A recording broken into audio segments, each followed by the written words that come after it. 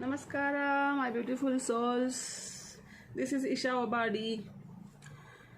And ಇವತ್ತು ನಿಮಗೆ ಒಂದು ಗ್ರಹ ಅಂದರೆ ನಮ್ಮಲ್ಲಿ ತುಂಬ ಗ್ರಹಗಳಿದ್ದಾವೆ. ಗುರುಗ್ರಹ, ಶುಕ್ರ ಗ್ರಹ, ಬುಧ ಗ್ರಹ, ಮಂಗಳ ಗ್ರಹ, ಚಂದ್ರ ಗ್ರಹ, ಸೂರ್ಯ ಗ್ರಹ. ಸೊ ಈ ಥರ ಎಲ್ಲ ಗ್ರಹಗಳಿದ್ದಾರೆ. ನಮಗೆ ಶನಿ ಮಹಾತ್ಮ, ಶನಿ ಗ್ರಹ, ಇಟ್ಸ್ ಸೋ ಬ್ಯೂಟಿಫುಲ್. ತುಂಬ ಚೆನ್ನಾಗಿ ರಿಂಗೆಲ್ಲ ಇದ್ದು ತುಂಬ ಚೆನ್ನಾಗಿರ್ತಾರೆ, ನೋಡೋಕ್ಕೆ ತುಂಬ ಚೆನ್ನಾಗಿರ್ತಾರೆ. ಬಟ್ ಅದೇನೋ ನಮ್ಮ ಜನಗಳಿಗೆ ಶನಿ ಮಹಾತ್ಮ ಅಂದರೆ ಭಯ ಪಡ್ತಾರೆ. ಯಾಕೆ ಅಂತಂದರೆ ಯಾವಾಗ ನಮಗೆ ಜ್ಞಾನ ಇರೋದಿಲ್ವೋ, ಜ್ಞಾನ ಮೀನ್ಸ್ ಎಲ್ಲರಿಗೂ ಬುದ್ಧಿ ಇದೆ, ಎಲ್ಲರೂ ಮೆಚ್ಯೂರ್ಡ್ ಪರ್ಸನ್, ಎಲ್ಲರಿಗೂ ಅವ್ರದ್ದೇ ಆದಂಥ ಜ್ಞಾನ ಇದೆ. ಸೊ ನಾನು ಮಾತಾಡ್ತಿರೋದು ಸ್ವಲ್ಪ ಆಧ್ಯಾತ್ಮ ಜ್ಞಾನದ ಬಗ್ಗೆ. ಸೊ ಯೂಶ್ವಲಿ ನಾನು ಆಧ್ಯಾತ್ಮ ಜ್ಞಾನದ ಬಗ್ಗೆ ಮಾತಾಡ್ತೀನಿ. ಜನರಲಿ ಎಲ್ಲರೂ ಬುದ್ಧಿವಂತರು, ಎಲ್ರಿಗೂ ಟ್ಯಾಲೆಂಟ್ ಇದೆ. ಸೊ ನಾನು ಆ ಜ್ಞಾನದ ಬಗ್ಗೆ ಮಾತಾಡ್ತಿಲ್ಲ. ಈ ಸ್ವಲ್ಪ ಸ್ಪಿರಿಚುವಲ್ ಜ್ಞಾನದ ಬಗ್ಗೆ ಮಾತಾಡ್ತಾ ಇದ್ದೀನಿ. ಈ ಥರ ಜ್ಞಾನದ ಬಗ್ಗೆ ತಿಳ್ಕೊಂಡಿರೋರಿಗೆ ಗೊತ್ತಾಗುತ್ತೆ.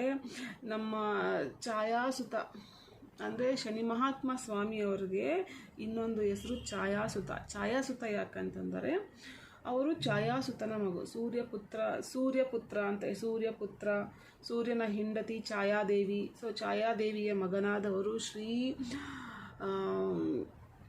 ಶನಿ ಮಹಾತ್ಮ ಸ್ವಾಮಿ. ಅದಕ್ಕೆ ಅವರಿಗೆ ಇನ್ನೊಂದು ಹೆಸರು ಛಾಯಾಸುತ ಅಂತ ಹೇಳ್ತಾರೆ. ಸೊ ನಾನು ಛಾಯಾಸುತ ಅಂತ ಮಾತಾಡ್ತೀನಿ. ಶನಿ ಮಹಾತ್ಮ ಅನ್ನೋದು ಪದೇ ಹೇಳ್ತಾ ಇರಬಾರ್ದು.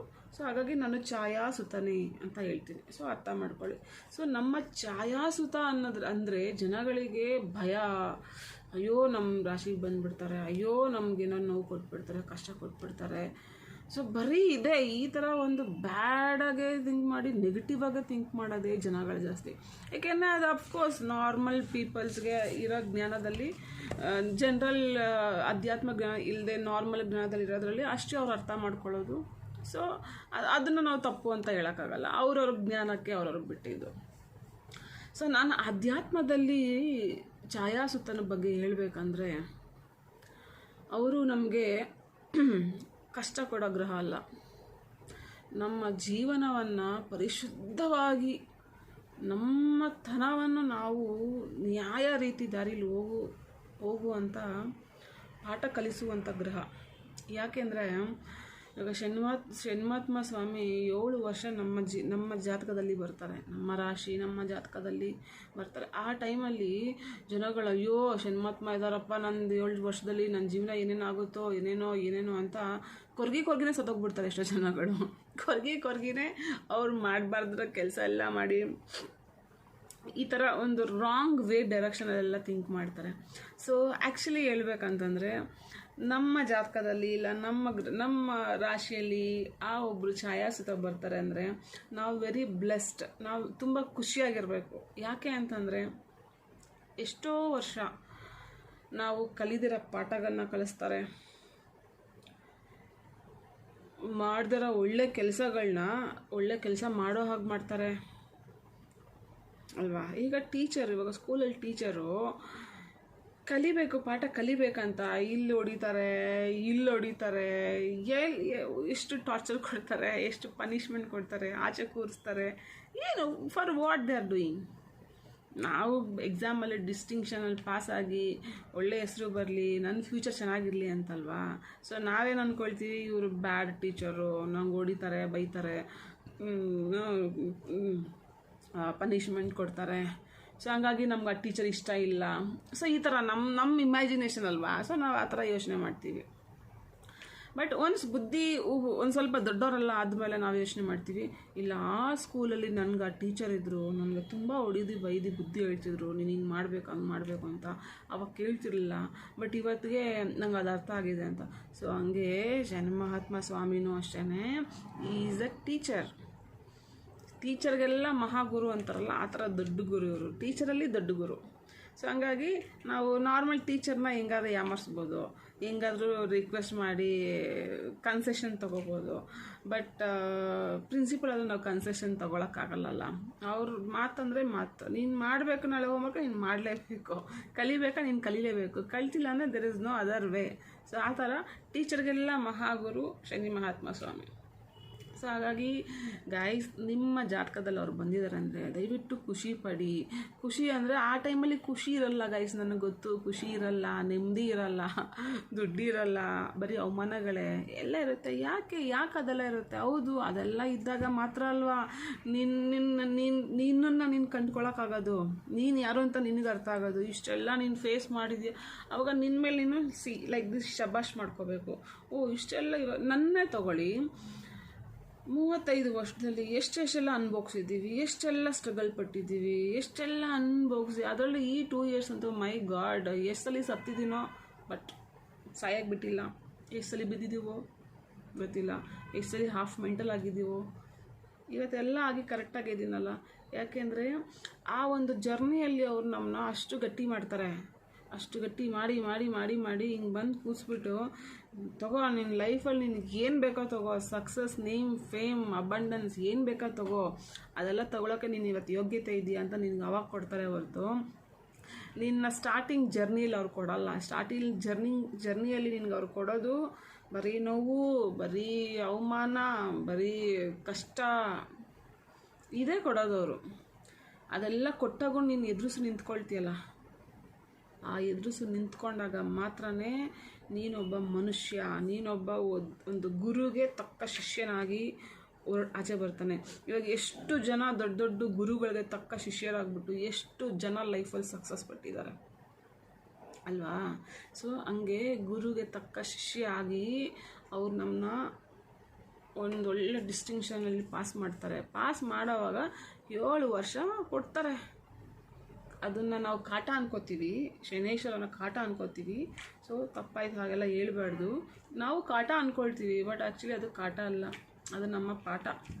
ಪಾಠ ಹೋಗಿ ನಾವು ಕಾಟ ಮಾಡ್ಕೊಂಡ್ಬಿಟ್ಟಿದ್ದೀವಿ. ಸೊ ಹಾಗಾಗಿ ದಯವಿಟ್ಟು ಬೇಜಾರಾಗಬೇಡಿ.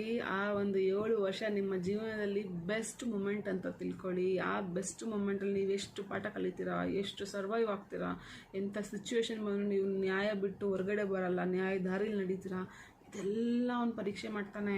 ಎಲ್ಲ ದಿನ ಟೆಸ್ಟು. ಇವತ್ತು ಟೆಸ್ಟ್ ಕೊಟ್ಟನ, ನಾಳೆ ಸೆಕೆಂಡ್ ಟೆಸ್ಟು, ನಾಳೆ third test, mid term test, ಆಮೇಲೆ ಫುಲ್ ಟೆಸ್ಟು, ಇಯರ್ ಟೆಸ್ಟು. 7 ಇಯರ್ಸಲ್ಲಿ ಟೆಸ್ಟ್ಗಳೇ. ಬಟ್ ಅದೆಲ್ಲ ನೀವು ಒಂದು ನ್ಯಾಯ ರೀತಿಯಲ್ಲಿ ಪಾಸ್ ಮಾಡಿ ಬಂದರೆ ಹೆಂಗೆ ಅಂದರೆ you are the world's richest person ಅನ್ನೋ ಮೈಂಡ್ ಸೆಟ್ಟು ತೊಗೊಂಡು ಕೊಡ್ತಾನೆ. ಹೆಂಗೆ ಕೊಡ್ತಾನೆ ಅಂತಂದರೆ, ಬಿಕಾಸ್ ಆಲ್ರೆಡಿ ನಿನ್ನ ಜೀವನದಲ್ಲಿ ಎಲ್ಲ ಸ್ಟ್ರಗಲ್ ಪಟ್ಟು ಬಿದ್ದು ಸೋತು ಬಿಸ್ನೆಸ್ಸಲ್ಲಿ ಅವಮಾನಗಳೆಲ್ಲ ಅನ್ಬಾಕ್ಸ್ ಬಂದಮೇಲೆ ನೆಕ್ಸ್ಟ್ ನಿನಗೆ ಗೊತ್ತಿರುತ್ತಲ್ಲ, ನೀನು ಏನು ಮಾಡಬೇಕು, ಯಾರನ್ನ ನಂಬಬೇಕು, ನಾನು ಯಾವ ದಾರಿಲಿ ಹೋಗ್ಬೇಕಂತ ನಿನಗೆ ಅದು 100% ಗೊತ್ತಿರುತ್ತೆ. ಹಂಗೆ ಗೊತ್ತಿದ ಮೇಲೆ you will get it whatever you want. ನನಗಿದು ಬೇಕಾ, so you know the way, ಯಾವ ರೀತಿ ನಾನು ತಗೋಬೋದು. ಬಟ್ ಲೇಟ್ ಆಗುತ್ತೆ, ಸ್ವಲ್ಪ ಡಿಲೇ ಆಗುತ್ತೆ. ಯಾಕೆಂದರೆ ಶಾರ್ಟ್ಕಟಲ್ಲಿ ಹೋದರೆ ಯಾವತ್ತಿದ್ರೂ fast, but no long life. But long ಟರ್ಮಲ್ಲಿ ಹೋದರೆ ವೆರಿ ಲೇಟ್. ಅಯ್ಯೋ ಬೇಜಾರಾಗುತ್ತೆ, ಯಾರಪ್ಪ ಈ ಲಾಂಗ್ ರೂಟಲ್ಲಿ ಹೋಗ್ತಾರೆ ಅನಿಸುತ್ತೆ. But that is in our long life. Long till our breath ಇರುತ್ತಲ್ಲ, ಅಲ್ಲಿವರೆಗೂ ಇರುತ್ತೆ. ಅದು ಮುಗಿದು ನಮ್ಮ ವಂಶದವರೆಗೂ ಇರುತ್ತೆ. ಸೊ ಆ ಥರ. ಸೊ ಹಂಗಾಗಿ ನೀವು ಎಷ್ಟೇ ಕಷ್ಟದಲ್ಲಿದ್ದರೂ, ಎಷ್ಟೇ ನಿಮಗೆ ಏನೇ ಒಂದು ಸಿಚುವೇಶನ್ ಇದ್ರೂ ಅದನ್ನು ಎದುರಿಸೋದು ಹೆಂಗೆ ಅಂದರೆ ಕರೆಕ್ಟ್ ರೀತಿಯಲ್ಲಿ ಎದುರಿಸೋದು. ಯಾಕೆಂದರೆ ಇವಾಗ ಫಾರ್ ಎಕ್ಸಾಂಪಲ್ ಹೇಳ್ತೀನಿ, ಇವಾಗ ಯಾರಿಗೂ ನೀವೊಬ್ಬರು ದುಡ್ಡು ಕೊಡಬೇಕಾಗುತ್ತೆ ಅಲ್ವಾ, ದುಡ್ಡು ಸಾಲ ಏನೋ ಕೊಡಬೇಕಾಗುತ್ತೆ. ಆ ಸಾಲದಲ್ಲಿ ನಿಮಗೆ 2-3 ವೇ ಇದೆ. ಒಂದು, ಇನ್ನೊಬ್ಬರ ಹತ್ರ ತಂದು ಸಾಲ ತಂದು ಇವರು ಸಾಲ ಕ್ಲಿಯರ್ ಮಾಡೋದು, ದಟ್ ಈಸ್ ಒನ್ ವೇ. ಇನ್ನೊಂದು, ಎಲ್ಲರೂ ಕದ್ದುಬಿಟ್ಟು ತಂದು ಸಾಲ ಕ್ಲಿಯರ್ ಮಾಡೋದು, ಅದು ಇನ್ನೊಂದು ವೇ. ಇನ್ನೊಂದು, ಶಾರ್ಟ್ ಟರ್ಮಲ್ಲಿ ಏನಾದರೂ ಒಂದು ಇವತ್ತು ದುಡ್ಡು ಹಾಕಿದ್ರೆ ಇಮಿಡಿಯೇಟಾಗಿ ದುಡ್ಡು ಬರುತ್ತೆ. ಶಾರ್ಟ್ ಟರ್ಮ್ ಅಂತ ಇರಬೇಕಲ್ಲ, ಶಾರ್ಟ್ ಟರ್ಮಲ್ಲಿ ದುಡ್ಡು ತೆಗೆಯೋದು. So that is one way. So ಇನ್ನೊಂದು way, this is a major good way. ನಾನು ದುಡಿತೀನಿ, ದುಡ್ದು ನಾನು ನಿನಗೆ ಕ್ಲಿಯರ್ ಮಾಡ್ತೀನಿ, ಸ್ವಲ್ಪ ಟೈಮ್ ಕೊಡು ನನಗೆ, ನಾನು ನಿನ್ಗೆ ಕ್ಲಿಯರ್ ಮಾಡ್ತೀನಿ ಅಂತ ಕೇಳೋದು. This is a one way. So ಈ 4 ವೇಯಲ್ಲಿ ನೀನು ಯಾವ ವೇನ ಚೂಸ್ ಮಾಡ್ತೀಯ ಅಂತ ಅವ್ನು ನೋಡ್ತಾನೆ ಕುತ್ಕೊಂಡು, ಅದಕ್ಕೆ ನಿಂಗೆ ಪರೀಕ್ಷೆ ಕೊಡ್ತಾನೆ. ಒಂದು ಎಲ್ಲಾನ ಕದ್ಕೊಂಬರ್ತೀಯಾ, ಇಲ್ಲ ಯಾರ ಹತ್ರ ಸಾಲ ತೊಗೊಂಬರ್ತೀಯಾ, ಇಲ್ಲಾಂದರೆ ಎಲ್ಲ ಅರ್ಜೆಂಟಾಗೆ ಮನಿ ಮಾಡೋಕ್ಕೆ ನೋಡ್ತೀಯಾ, ಇಲ್ಲಾಂದರೆ ಸ್ವಲ್ಪ ನೀನು ನಿಯತ್ತಾಗಿ ಮಾತಾಡಿಬಿಟ್ಟು ಸ್ವಲ್ಪ ಟೈಮ್ ತೊಗೊಂಡು ದುಡಿದ್ಬಿಟ್ಟು ಕ್ಲಿಯರ್ ಮಾಡ್ತೀಯಾ ಅಂತ ನಾಲ್ಕು ದಾರಿಯಲ್ಲಿ ನಿನ್ಗೆ ಅವನು ವೆಯ್ಟ್ ಮಾಡ್ತಾನೆ, ಯಾವ ದಾರಿಯಲ್ಲಿ ನೀನು ಚೂಸ್ ಮಾಡ್ತೀಯ ಅಂತ. ಸೊ ಒಂದನೇ ದಾರಿ ಚೂಸ್ ಮಾಡಿದ್ರೆ ಇವೆಲ್ಲ ನಿನ್ನ ಪಾಠ ಕಲ್ತಿಲ್ಲ ಅಂತ ಅರ್ಥ. ಯಾಕೆಂದರೆ ಇಸ್ಕೋ ಇನ್ನೊಬ್ರು ಕೊಡು, ಎಲ್ಲಿಂದ ಇಸ್ಕೋ ಇನ್ನೊಬ್ರು ಕೊಡು, ಇದೇ ಆಯಿತು ನಿನ್ನ ಜೀವನ. ಇನ್ನೊಂದು ಕದ್ರೆ ಅಲ್ಲಿಗೆ ನೀನು ಮತ್ತೆ ಫೇಲ್ಯೂರೇನೆ. ಆ ಫೇಲ್ಯೂರ್ ಮತ್ತೆ ನೀನು ನೆಕ್ಸ್ಟು ಬೆಲೆ ಕೊಡಲೇಬೇಕಾಗುತ್ತೆ. ಕದ್ಬಿಟ್ಟು ಕ್ಲಿಯರ್ ಮಾಡಿದ್ರೆ ಏನು ಬಂತು? ಆ ಒಂದು ಕರ್ಮ ಮತ್ತೆ ನಿನ್ನ ಬ್ಯಾಗೇಜಲ್ಲಿ ಆಯಿತಾ? ಬ್ಯಾಗ್ ಇರುತ್ತೆ, ನಮ್ಮ ಬೆನ್ನಿಂದ ಒಂದು ಬ್ಯಾಗ್ ಇರುತ್ತೆ. ನಾವು ಮಾಡಿರೋ ಪುಣ್ಯ, ನಾವು ಮಾಡಿರೋ ಕರ್ಮ, ಕೆಟ್ಟದು ಎರಡೂ ಈ ಕಡೆ ಬ್ಯಾಗಲ್ಲಿ ಸ್ಟೋರೇಜ್ ಆಗ್ತಾ ಇರುತ್ತೆ. ಸೊ ಹಂಗಾದಾಗ ಆ ಬ್ಯಾಗಲ್ಲಿ ಫುಲ್ಲಾಗಿ ಎಲ್ಲ ನಿಂದು ಬ್ಯಾಗೇ ತುಂಬೋಗ್ಬಿಡುತ್ತೆ, ಒಳ್ಳೆ ಬ್ಯಾಗು ನಿಂದು ತುಂಬಲ್ಲ. ಸೊ ಇನ್ನೊಂದು ವೇ, ಶಾರ್ಟ್ ಟರ್ಮಲ್ಲಿ ಏನಾದರೂ ಹಿಂಗೆ 100 ರೂಪಾಯಿ ಆಗ್ಬಿಟ್ಟು 500 ರೂಪಾಯಿ ಸಂಪಾದನೆ ಮಾಡಿದ ದಾರಿ ಇದೆಯಾ ಅಂತ ನೋಡ್ತೀವಿ. ಬಟ್ ಅದು ಎಷ್ಟು ದಿವಸ ಮಾಡ್ತೀಯ? ಇವತ್ತು 100 ರೂಪಾಯಿ ಹಾಕಿ ನಿಂಗೆ 200 ರೂಪಾಯಿ ಸಿಗುತ್ತೆ, ನಾಳೆ 1000 ರೂಪಾಯಿಗೆ ನಿಂಗೆ 2000 ರೂಪಾಯಿ, ನಾಳೆ ಇನ್ನೆಲ್ಲಿಂದ ನಾನು ಸಾಲ ಮಾಡಿ ತಂದು 1 ಲಕ್ಷ ರೂಪಾಯಿ ಹಾಕ್ತೀಯಾ? ಹೋಯ್ತು. 1 ಲಕ್ಷನೂ ಇಲ್ಲ, 1 ರೂಪಾಯಿನೂ ಇಲ್ಲ, ಸಾಲ ಕೊಟ್ಟರು ಸುಮ್ಮನೆ ಇರ್ತಾನ. ಸೊ ಅವಾಗ ಮತ್ತೆ ನೀನು ಪ್ರಾಬ್ಲಮಲ್ಲಿ ಸಿಗಪ್ಪಂತೀಯ. ಸೊ ಅದೆಲ್ಲ ಬಿಟ್ಬಿಟ್ಟು ಈ 4ನೇ ದಾರಿ ಇದೆಯಲ್ಲ, ಓಕೆ ನೀನು ಕೊಟ್ಟರು ನನ್ನ ಹತ್ರ ನೀನು ಮಾತಾಡು, ಸ್ವಲ್ಪ ಟೈಮ್ ಕೇಳು, ನಾನು ಕೆಲಸ ಮಾಡ್ತಿದ್ದೀನಿ ಸರ್, ಸ್ವಲ್ಪ ಟೈಮ್ ಕೊಡಿ, ತೊಗೊಂಡು ನಾನು ಕ್ಲಿಯರ್ ಮಾಡ್ತೀನಿ ಸರ್ ಅಂತ ಹೇಳ್ಬಿಟ್ಟು ಒಂದು ಮಾತು ಉಳಿಸ್ಕೊ. ಸೊ ಈ ವೇ, ನೀನು 4ನೇ ವೇ ಸೆಲೆಕ್ಟ್ ಮಾಡಿದ್ರೆ, ಈ 4ನೇ ವೇಗೆ ನಿನಗೆ ಮುಂದೆ ಇರುತ್ತಲ್ಲ ಒಂದು ಸರ್ಪ್ರೈಸ್ ಗಿಫ್ಟು, ಅದು ಇಮ್ಯಾಜಿನ್ನು ಮಾಡೋಕ್ಕಾಗಲ್ಲ. ಅಷ್ಟು ಒಳ್ಳೆ ಲೈಫ್ನ ಅವ್ನು ನಿನಗೆ ಕೊಡ್ತಾನೆ. ಯಾಕೆ ನಿಂದು ಒಳ್ಳೆ ಬ್ಯಾಗೇಜಲ್ಲಿ ನಿಂದು ಆ ಕರ್ಮ ಹೋಗ್ತಿರುತ್ತಲ್ಲ.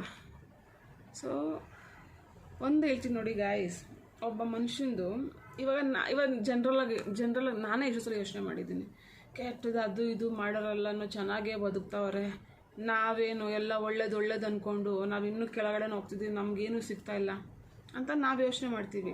ನೀವು ಯೋಚನೆ ಮಾಡಿದ್ದೀರಾ, ನಾನು ಯೋಚನೆ ಮಾಡಿದ್ದೀನಿ, ನಾನು ತುಂಬ ಸಲ ಯೋಚನೆ ಮಾಡಿದ್ದೀನಿ, ಆಯಿತಾ. ಇನ್ನು ನಮ್ಮಮ್ಮ ಯಾವಾಗಲೂ ಹೇಳ್ತಿರ್ತಾರೆ, ಎಂತೆಂಥವ್ರು ಹೆಂಗೆಂಗೂ ಬದುಕ್ತಾರೆ ಕಣೆ, ಮೋಸ ಮಾಡಿದವರು, ತಲೆ ಹೊಡೆದವರು, ತಲೆ ದರೋಡೆ ಮಾಡಿದವರು, ನಾವು ಎಲ್ಲ ಅನ್ನದಾನ ಮಾಡ್ತೀವಿ, ಅದು ಮಾಡ್ತೀವಿ ಇದು ಮಾಡ್ತೀವಿ, ನಮಗೇನೂ ಆಗಲ್ಲ, ನಾವು ಇನ್ನೂ ಹಿಂಗೆ ಸಾಯ್ತಾನೆ ಇದ್ದೀವಿ ಅಂತ ಹೇಳ್ತಾರೆ. ಸೊ ಅದಕ್ಕೆ ಉತ್ತರ ಏನು ಗೊತ್ತಾ? ಇವಾಗ ಒಂದು ಕೊಡ, ಇವಾಗ 2 ಬಿನ್ಗೆ ಗಾಯ್ಸ್, 2 ಬಿನ್ಗೆ, ಈ 2 ಬಿನ್ಗೆಯಲ್ಲಿ ಇದು ನಮಗೆ ಒಳ್ಳೆ ಕರ್ಮ, ನಾವು ಒಳ್ಳೇದು ಮಾಡೋದೆಲ್ಲ ಈ ಬಿನ್ಗೆಯಲ್ಲಿ ಸ್ಟಾಕ್ ಆಗುತ್ತೆ, ನಾವು ಕೆಟ್ಟದ್ದು ಮಾಡೋದೆಲ್ಲ ಈ ಬಿನ್ಗೆಯಲ್ಲಿ ಸ್ಟಾಕ್ ಆಗುತ್ತೆ. ಸೊ ಅದು ಏನಾಗಬೇಕು, ಪ್ರತಿಯೊಂದೂ ಅಷ್ಟೇ. ಇವಾಗ ನಾವು ಒಂದು ಪಾತ್ರೆಯಲ್ಲಿ ಸ್ಟವ್ ಮೇಲೆ ಏನೋ ಇಟ್ಟಿದ್ದೀವಿ, ರೈಸ್ ಇಟ್ಟಿದ್ದೀವಿ ಅಂತಂದರೆ ಅದು ಚೆನ್ನಾಗೆ ಕುದ್ದಿ ಫುಲ್ಲಾಗಿನೇ ತಾನೇ ಹೊರಗಡೆ ಬರಬೇಕು, ಹಂಗೆ ಅದು ಆಚೆ ಬರಲ್ಲ, ಒಳಗಡೆ ಪಾತ್ರೆ ಒಳಗಡೆ ಇರುತ್ತೆ. ಸೊ ಹಾಗೆಯೇ ನಮ್ಮ ಒಂದು ಪುಣ್ಯಕರ್ಮ ಪಾಪಕರ್ಮಗಳು ಅಷ್ಟೇ, ಅದು ಈ ಜನ್ಮದ್ದಾಗಿರ್ಬೋದು, ಜನ್ಮದ ಯಾವುದೇ ಜನ್ಮದ ಕರ್ಮ ಆಗಿರ್ಬೋದು. ಸೊ ಅದು ತುಂಬಬೇಕು, ನಮ್ಮ ಪಾಪದ ಕೂಡ ನಮ್ಮ ಪುಣ್ಯದ ಕೂಡ ತುಂಬಬೇಕು. ಈಗ ಪುಣ್ಯದ ಕೂಡ ತುಂಬಿದ್ರೆ ನೀವು ಎಷ್ಟೋ ಎಕ್ಸಾಂಪಲ್ಸ್ ನೋಡಿರ್ಬೋದು, ಸಡನ್ನಾಗೆ ದೊಡ್ಡ ಮನುಷ್ಯ ಆಗ್ಬಿಡ್ತಾನೆ ಎಷ್ಟೋ ಜನಗಳು, ಸಡನ್ನಾಗೆ ನೈಟನ್ನೇ ಕುಬೇರ ಆಗ್ಬಿಡ್ತಾರೆ, ನೈಟನ್ನೇ ಫೇಮಸ್ ಆಗ್ಬಿಡ್ತಾರೆ, ನೈಟಲ್ಲಿ ಏನೋ ಆಗ್ಬಿಡ್ತಾರೆ. ಬಟ್ ಕೆಲವರು ನೈಟ್ ಚೆನ್ನಾಗಿದ್ದವರು ಬೆಳಗ್ಗೆ ಆಗಲೇ ಅದು ಬೀದಿಗೆ ಬಂದುಬಿಟ್ಟಿರ್ತಾರೆ.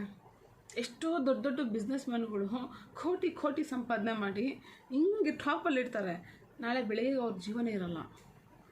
ಏನಪ್ಪ ಆಗಿತ್ತು ಅಂಥದ್ದು ಅವ್ರಿಗೆ? ದುಡ್ಡು, ನೇಮು, ಫೇಮ್ ಎಲ್ಲ ಇದೆಯಲ್ಲ.